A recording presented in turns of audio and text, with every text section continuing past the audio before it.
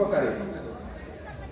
প্রিয় ভাইয়েরা, এই রমজানুল মুবারক মাসে অন্য আলোচনা করার সুযোগ নেই, কারণ রমজানুল মুবারক মাস হচ্ছে 12টি মাস থেকে উত্তম। আর রমজানুল মুবারক মাসে এমন আমল রয়েছে যেগুলো বিষয়ে আলোচনা না করে অন্য বিষয়ে আলোচনা করা ঠিক না।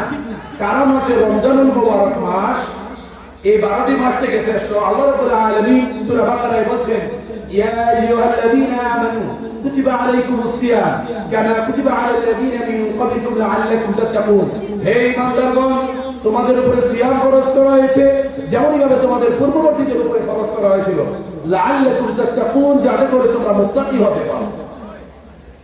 তাহলে অবশ্যই আমাদেরকে মুত্তাকি হওয়ার জন্য অবশ্যই আমাদেরকে সিয়াম সাধনা করতে হবে। পাশাপাশি রাসূলুল্লাহ সাল্লাল্লাহু আলাইহি ওয়াসাল্লাম 3টি হাদিস বলেছেন। 3টি হাদিসের কথা একই, যেমন রাসূলুল্লাহ সাল্লাল্লাহু আলাইহি ওয়াসাল্লাম বলেন, মান সামা রমাদানা ঈমানান ওয়া ইহতিসাবান গুফিরা লাহু মা তাকদ্দামা মিন যামবি। যে ব্যক্তি রমজানের রোজা রাখলো ঈমানের সাথে, সওয়াবের আশায়, গুফিরা লাহু মা তাকদ্দামা মিন যামবি, আল্লাহ রাব্বুল আলামিন তার পিছনের গুনাহকে ক্ষমা করে দিবেন। পাশাপাশি রাসূলুল্লাহ সাল্লাল্লাহু আলাইহি ওয়াসাল্লাম আরো বলেন, মান কামা রমাদান ঈমানান ওয়া ইহতিসাবান গুফিরা লাহু মা তাকদ্দামা মিন যামবি।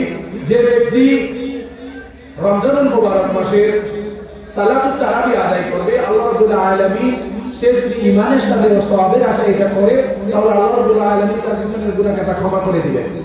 পাশাপাশি রাসূলুল্লাহ সাল্লাল্লাহু আলাইহি ওয়াসাল্লাম বলেন, মান কামা লাইলাতুল কদরি ঈমানান ওয়া ইহতিসাবান।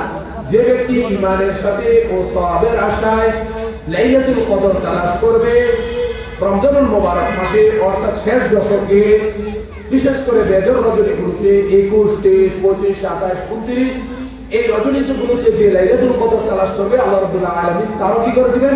গুনাহটাকে ক্ষমা করে দিবেন। আর বেশি বেশি আমরা লাইলাতুল কদরে আল্লাহুম্মা ইন্নাকা আফুউন তুহিব্বুল আফওয়া ফা'ফু আন্নী এই দোয়াগুলো যদি আমরা বেশি করে পড়ি,